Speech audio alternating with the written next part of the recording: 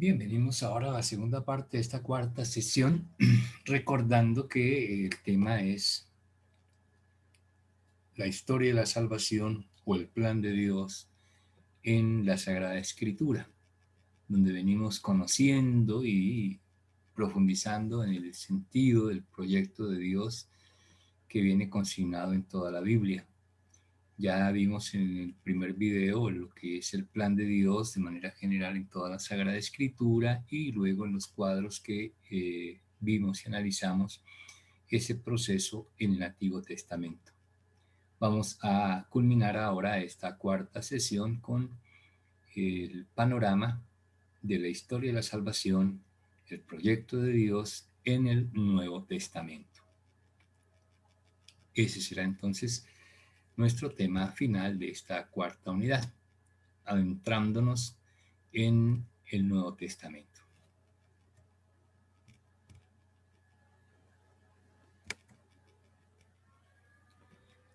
Les recuerdo, en primer lugar, el cuadro general de toda la Biblia que ya habíamos visto en la anterior sesión, sencillamente para que lo tengamos en cuenta. Y ya vimos esta primera parte de aquí, de esta franja que estoy trazando hacia la izquierda.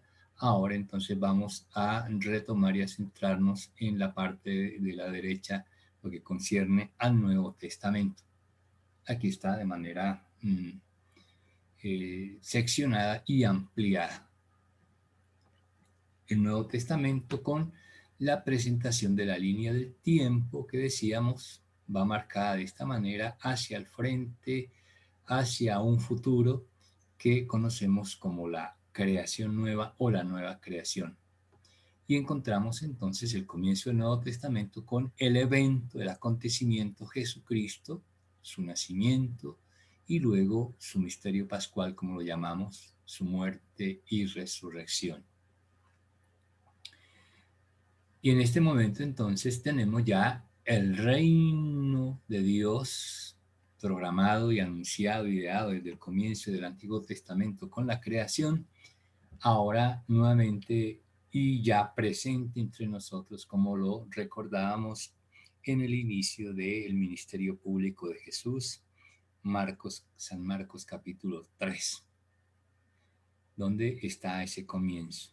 Convertidos porque el reino de Dios, el reino de los cielos, son dos categorías sinónimas, o sea, mencionamos esa misma realidad o aparece mencionada esa misma realidad del reino bajo la denominación reino de los cielos o reino de Dios. Es lo mismo. Y ahora ya con la persona de Jesucristo presente entre nosotros, ese reino se ha hecho presente. En uno de los cursos anteriores precisamente veíamos que era el reino, el tal llamado reino de Dios. Y hay muchas apreciaciones al respecto. La última de ellas, y que lo viene a sintetizar todo, es que la persona de Jesús, él como persona, él mismo es el reino de Dios. Lo entendemos en el anuncio de sus palabras, convertidos porque el reino de Dios ha llegado. Entonces está presente Él, ha llegado con Él el reino de Dios. Él encarna el reino de Dios. Y después de la etapa, el periodo de Jesucristo y su misterio pascual, tenemos en la Biblia el relato del acontecimiento de Pentecostés, un nuevo evento de gran trascendencia en la historia y de manera especial para nuestra iglesia. Pentecostés, la venida del Espíritu Santo, y a partir de entonces la proclamación del Evangelio por parte de los apóstoles. Aquellos que había formado Jesús salen ahora a cumplir su mandato misionero, ir al mundo entero y proclamar el Evangelio, la proclamación del Evangelio. Misión y experiencia que viene siendo recogida luego en el libro de los Hechos de los Apóstoles, desde luego en los Evangelios y en el libro de los Hechos de los Apóstoles y en las cartas del apóstol San Pablo. Protagonistas entonces serán los apóstoles, primero en su actividad, en su misión y luego a través de sus escritos. Y aquí tenemos entonces una nueva dimensión del reino, el reino que Jesús ha hecho presente, ahora es el reino que se proclama, el reino que se anuncia. Y esa es la predicación del Evangelio. Y después de esta etapa de la llamada, conocida iglesia primitiva, nos encontramos entonces en este tiempo. Aquí estamos en este lapso de tiempo donde ya nos ubicamos cada uno de nosotros. En este momento histórico estamos vía hacia lo que es la etapa final, la escatología, que se llevará a cabo con la parusía, decíamos, la segunda venida de Cristo. ¿Y cuál será la obra de Cristo en ese momento?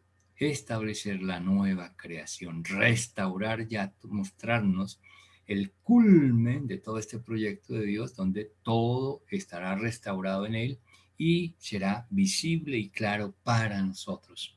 Es lo que en este mismo orden de cosas que hablábamos del reino, tendríamos entonces el reino perfecto, que es nuestra meta, que es precisamente nuestro anhelo, sabiendo que hoy vivimos y vamos camino, humanamente hablando, históricamente hablando, hacia la muerte. La vida nuestra no termina con la muerte, sino que esperamos alcanzar el reino de Dios, el reino perfecto de Dios, es decir, la vida nuevamente en la presencia de Dios, gozando de su presencia y en total comunión con Él. Ese es el esquema entonces que nos muestra todo el Nuevo Testamento en la Sagrada Escritura. Y en este otro cuadro, entonces, para ver sus fechas, recordamos que este es el cuadro general, hasta aquí el Antiguo Testamento y aquí el Nuevo Testamento. Entonces retomamos el Nuevo Testamento, enderezando la diapositiva, la figura, y precisamos entonces las fechas. Después de haber visto aquí el Antiguo Testamento, venimos a este periodo que está, la línea del tiempo, la línea de la flecha negra, pero aquí viene como segmentada.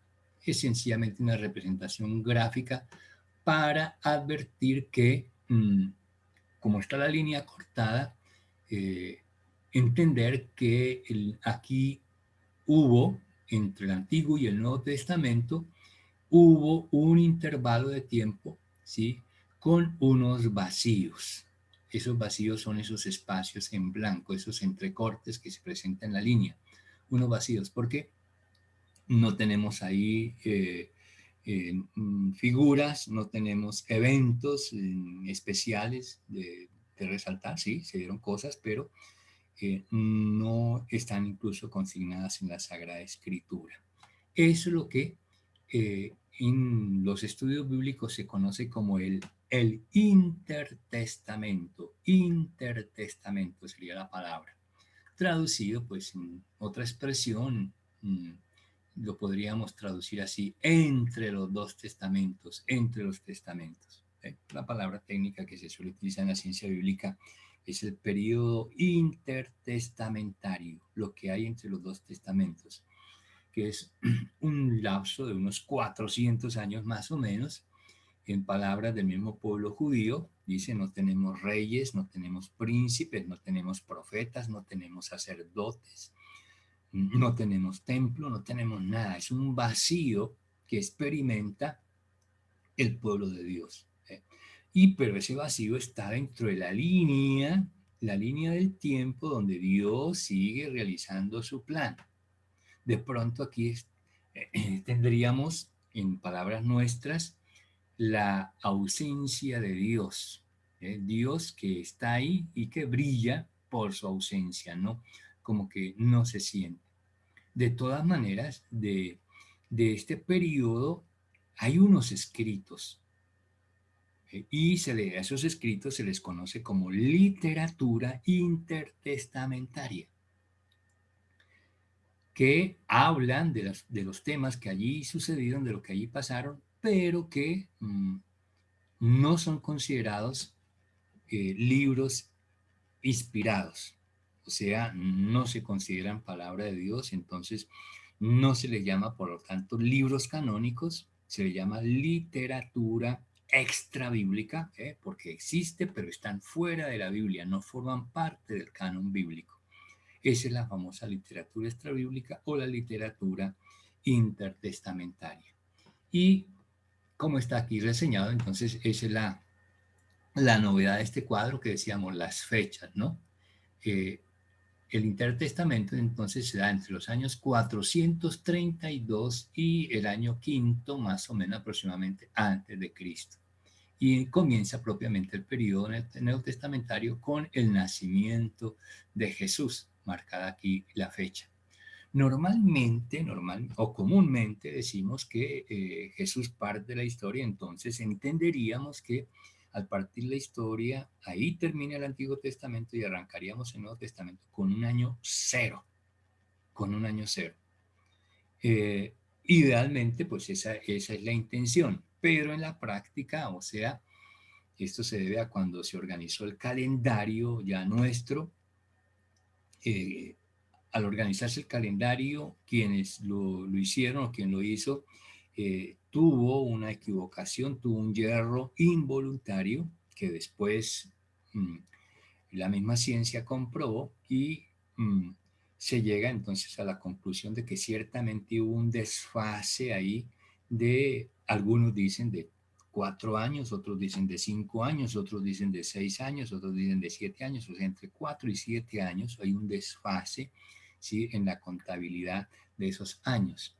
De tal manera que ya en el discurso bíblico hablaríamos del nacimiento de Cristo en los años más o menos 4, 5 o 6 antes de Cristo. O sea, según el calendario que tenemos codificado antes de Cristo, entonces en el tiempo real Jesús hubo de haber nacido 4, 5 o 6 años antes.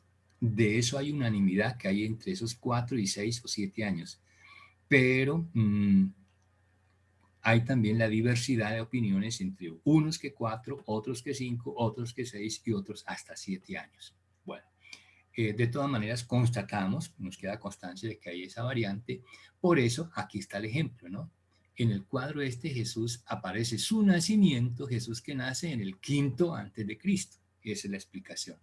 Bueno, y aquí entonces están los otros eventos que ya veíamos en la diapositiva anterior con los diferentes años asignados. ¿Ve? Por ejemplo, Pentecostés en el año 30, en el año 30. Luego, en los años 49 y 50, el famoso concilio de Jerusalén. Y aquí entonces nuevamente se retoma la historia entre el proyecto de Jesús y la Iglesia Apostólica y nos encontramos en este tiempo camino hacia la nueva creación. Bueno, entonces este otro cuadro nos ofrece esas fechas que nos estaban faltando. Y finalmente entonces acudimos aquí a otro cuadro también que nos va a explicar, como en el Antiguo Testamento, detalles y eventos de lo que sucedió en este periodo neotestamentario. Que en esta primera diapositiva tenemos el cuadro general de todo el Nuevo Testamento. Ahora lo vamos a dividir, a desmenuzar para ampliar un poquito cada una de las imágenes y poder comprender más los detalles. Por lo menos los más generales vamos a señalarlos. Aquí está entonces la primera fase de la línea del Nuevo Testamento. Partimos del nacimiento de la persona de Jesús. ¿Ve? Aquí ya entonces en este otro autor que diseñó esta gráfica ya coloca entre los años 7 y 6 antes de Cristo. Ya entienden ustedes entonces a qué obedece eso y como el porqué de esa contradicción, que si hablamos del nacimiento de Cristo, entonces Él nació unos años antes de Él. Es sencillamente por esa explicación. Y aquí entonces reseñar que en la parte superior, recuerden, veníamos hablando de los famosos imperios, cómo el pueblo de Israel va desarrollando su historia, pero en el marco de la historia universal. Y la historia universal en la antigüedad estaba marcada, como en nuestros días, por los imperios, así como el actual imperio es el imperio estadounidense, el imperio gringo. Entonces terminábamos el Antiguo Testamento con la época griega y luego la época romana en la cual nació Jesús. Y aquí precisamente entonces empatamos con esa época del Imperio Romano. Estamos en los emperadores romanos y todo lo que se nos va a dar, por lo menos en lo que está todo el Nuevo Testamento está bajo el Imperio Romano. Por eso entonces acá en la parte superior se nos menciona cada uno de esos emperadores. Jesús, que nace en tiempos del emperador César Augusto, ¿sí? Que gobernó, aquí están los años de su gobierno, y del año 29 antes de Cristo al 14 después de Cristo. Luego lo sucedió Tiberio, luego aparecerá Calígula. Bajo esos emperadores y ese imperio romano, entonces es inicialmente el nacimiento de Jesús, luego entonces aparecerá como hecho trascendental en la Biblia, aparece entonces la figura de San Pablo. En torno a Jesús estarán también los apóstoles, bien sabemos eso, que están los apóstoles, pero así como de manera resaltada, en cuanto que viene todo el proyecto de Jesús realizado en la iglesia y el gran líder en esa profusión de la evangelización y del reino de Dios es precisamente San Pablo. Por eso entonces aquí es resaltado la figura de San Pablo, nacido también más o menos entre el año 1 y 5 ya de la era cristiana, es decir, contemporáneo de la figura o la persona de Jesús. En tiempos de San Pablo entonces se dan los acontecimientos del misterio pascual de Cristo, toda su predicación, su muerte y luego la resurrección. Con unos años hay asignados y se da el evento de Pentecostés, se da la predicación de San Juan el Bautista y se da también el evento del primer mártir de la iglesia, el martirio de San Esteban, más o menos hacia el año 33 de nuestra era cristiana. Luego, como otros eventos importantes, todos los anteriores era bajo el gobierno de Tiberio, ahora bajo el imperio de Calígula. Entonces tenemos el martirio de Santiago, el hermano de San Juan, y tenemos la primera misión del apóstol San Pablo. San Pablo nos presenta en el Nuevo Testamento, o la Biblia nos presenta en el Nuevo Testamento, los famosos 4 viajes misioneros. Entonces se habla de esa manera, los viajes misioneros de San Pablo o las misiones de San Pablo.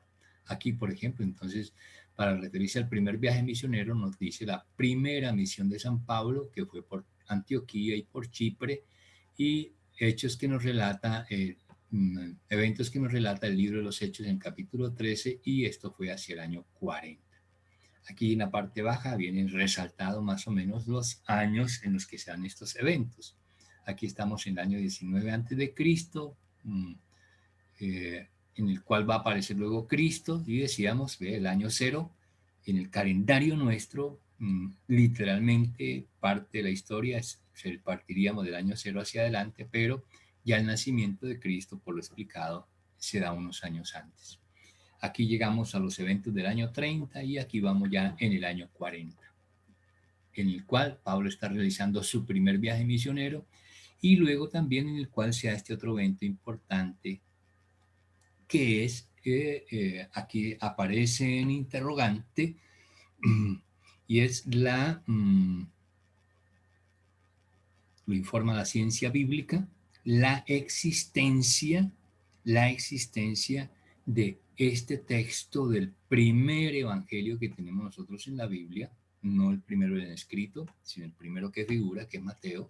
El primero en ser escrito fue Marcos, pero el que aparece es Mateo.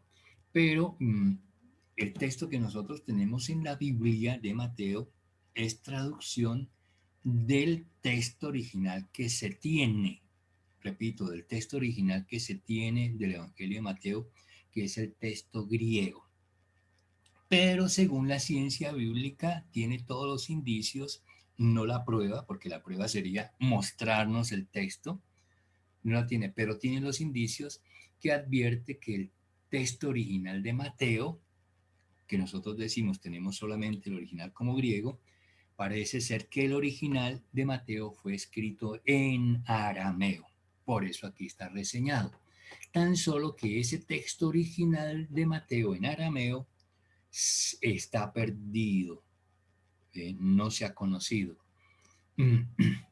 Por eso el que se tiene y se tiene como original, es su traducción del texto griego. Pero ese texto griego sería traducción de este texto arameo y sería más o menos de este periodo del año o de la década del 40. Bueno, seguimos y avanzamos entonces en esta historia neotestamentaria y seguimos resaltando la misión apostólica de San Pablo. Todos los apóstoles están trabajando, pero el que tiene trascendencia mayor es Pablo. Y aquí tenemos la segunda misión o el segundo viaje misionero y aquí el tercer viaje misionero. Estamos ya bajo el mando del emperador Claudio y comienzos aquí del emperador Nerón como emperadores romanos. En los viajes misioneros, entonces, no solamente está la predicación de San Pablo, sino que empiezan a aparecer los escritos también de San Pablo. Precisamente esta sesión cuarta la abríamos con un texto de uno de los escritos de San Pablo, recordamos, ¿no? Primera carta del apóstol San Pablo a Timoteo en el capítulo 2, verso 4. Era el texto que poníamos como marco a nuestra cuarta sesión.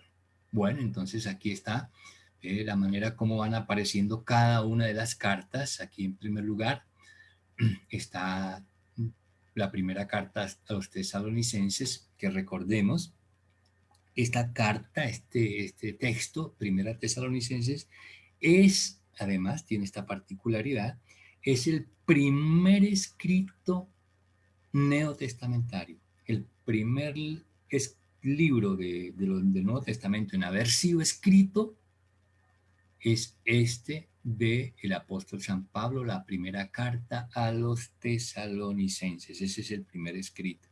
Es decir, que después de que Pablo hubiera escrito ese texto de la carta de los tesalonicenses, apareció el primer evangelio, que es el evangelio de San Marcos. Bueno, entonces aquí tenemos las primeras cartas de San Pablo, primera Tesalonicense, Filipenses, Gálatas, la de Filemón, luego de primera y segunda Corintios y la carta a los romanos. La fecha aquí está, a la primera y segunda Tesalonicenses, años 50-51. Y el Evangelio de San Marcos es más o menos entre los años 55 y 60, más o menos la redacción de San Marcos. Bueno, aquí están las fechas de cada una de las cartas en las que fueron redactadas. Luego, entonces, aquí están las otras cartas, porque el cuerpo paulino es extenso. Bíblicamente o en el canon bíblico tenemos 13 cartas. Hoy en día la ciencia bíblica nos especifican 13.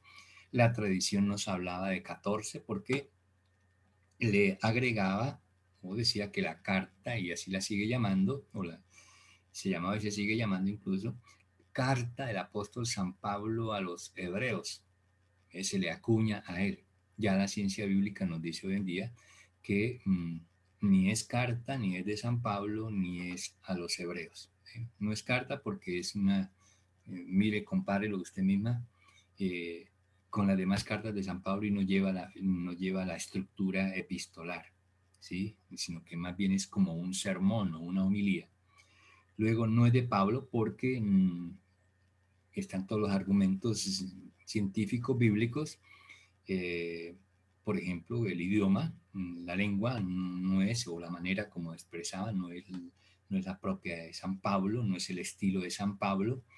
Y luego, un poquito el enfoque teológico tampoco es el de Pablo, es muy especial, muy particular, todos en torno al sacerdocio, es la carta a los hebreos, la llama la carta a los hebreos, y luego no es a los hebreos porque está dirigida es a lo que hoy llamamos la Iglesia Universal, la Iglesia en general. ¿Ve? Bueno, pero decíamos la tradición lo ha acuñado y todavía algunos lo siguen manteniendo como una de las cartas de San Pablo. Por eso, a nivel de ciencia escriturística, decimos son 13 las cartas de San Pablo. Y aquí entonces vienen reseñadas cada una de ellas con sus fechas. Luego también las demás cartas apostólicas, o sea, la de los otros apóstoles, conocidas como con el nombre cartas católicas. Las cartas del apóstol San Pedro, aquí está, ¿ve? La epístola a los hebreos, luego la carta a Santiago y ¿ve? Ya en este contexto de toda esta narración bíblica aparece el surgimiento de los evangelios, el primero de ellos, el Evangelio de San Marcos, escrito Aquí ya lo colocan un poquito más tardío, entre los años 65 y 68. Yo les decía que más o menos entre el año 55 y 60. Bueno, sobre todo porque estamos hablando, atención, que el original sería arameo, pero que no lo tenemos, no existe. Y aquí un evento final sería el martirio de Pedro y luego el apóstol Pablo también en la ciudad de Roma en estos años 64 y 67 de nuestra era cristiana. Y estamos llegando entonces ya al final de la década de los 60 a puertas de la década del 70. Y aquí abrimos esta década del 70 con el surgimiento, pues sigue toda la actividad apostólica, pero el surgimiento de los otros escritos neotestamentarios. En el caso concreto, los evangelios, ya decíamos, el primero era Marcos, ahora sí surge Mateo, luego la obra lucana.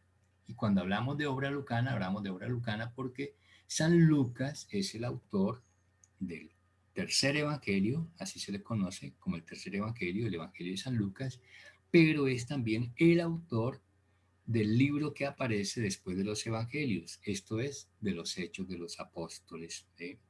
Esas dos obras son del apóstol y evangelista San Lucas. E incluso cuando los estudiamos, recuerdan ustedes que hablábamos de que inicialmente eran una sola obra, tan solo que como en dos partes más bien. La primera parte, toda la obra de Jesucristo o todo en torno a Jesucristo, y la segunda parte, que son los Hechos de los Apóstoles, toda la obra y misión de los apóstoles. Y luego con el protagonismo en el Evangelio, hablando del Evangelio de Lucas, el protagonista es Jesús. Y en el caso del libro de los Hechos, el protagonista es el Espíritu Santo. Por eso el libro de los Hechos, desde el punto de vista escriturístico, el libro de los Hechos se le denomina el Evangelio del Espíritu Santo. Bien. Y luego entonces tenemos aquí el resto de escritos en el periodo posapostólico, o sea, ya después de los apóstoles, las diferentes expresiones del cristianismo, que es la corriente de judeocristianos. ¿Quiénes son los judeocristianos? Los judíos que han escuchado el Evangelio, la predicación de Jesucristo a través de los apóstoles y han aceptado la persona de Jesucristo, han aceptado el Evangelio y se han hecho cristianos. Pero como provienen del judaísmo, entonces se les conoce como los judeocristianos. A diferencia de aquella otra parte judía, que es el mayor número, que no han aceptado todavía a Jesucristo, no aceptan por tanto el Evangelio y siguen siendo sencillamente meramente judíos. Entonces unos son judíos y otros son, además de judíos, cristianos. Y luego los gentil cristianos. ¿Quiénes son los gentiles cristianos? Los que llegan al cristianismo, pero que no son del judaísmo, sino de las demás razas que han existido en el mundo. Y por lo tanto, ahí entraríamos nosotros, ustedes y yo.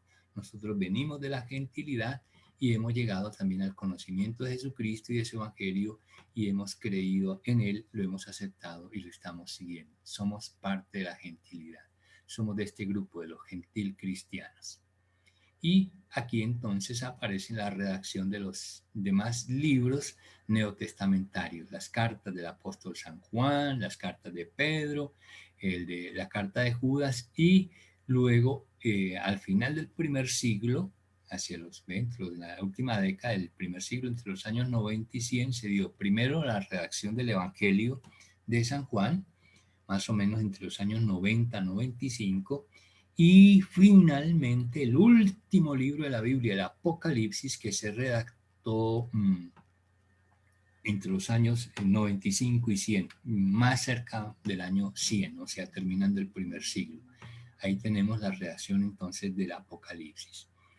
De esta manera entonces tenemos ya todo este panorama de lo que nos narra el Nuevo Testamento y que consigna en todos estos detalles y en todo este proceso lo que sería la realización del plan inicial de Dios que viene del Antiguo Testamento y que se fue consolidando y que se va haciendo realidad también en el Nuevo Testamento y del cual, sobre todo como novedad, estamos presentes nosotros. ¿Ve? Ahí estamos nosotros. Y para terminar entonces esta cuarta sesión, nuestro tema del estudio del plan de Dios en la Biblia y el plan de la historia de la salvación en la Sagrada Escritura, les asigno o les agrego este videíto aquí del cual les pongo en la parte inferior de la fotografía de la diapositiva un link, ¿sí? Para ver ese video, que es como una catequesis, una conferencia, una clase de el famoso Fray Nelson, un sacerdote fraile dominicano de la Orden de los Predicadores, muy presente en las redes sociales, considerado lo que hoy en día se llama un youtuber, ¿sí? Por eso quizá muy conocido también para ustedes, y luego también pues nos presenta en sus videos unas enseñanzas bastante enriquecedoras, muy claras, muy sencillas, además de muy dinámicas. Y en este video entonces él nos hace una pequeña síntesis, pero a manera de reflexión, ¿ve? Todo lo que yo les he hablado, les he expuesto de manera bíblica, entonces como que él lo retoma y hace una reflexión final que aquí les consigno a manera de cierre de esta cuarta sesión. Que sea de provecho para ustedes y nos veremos para la sesión final próximamente.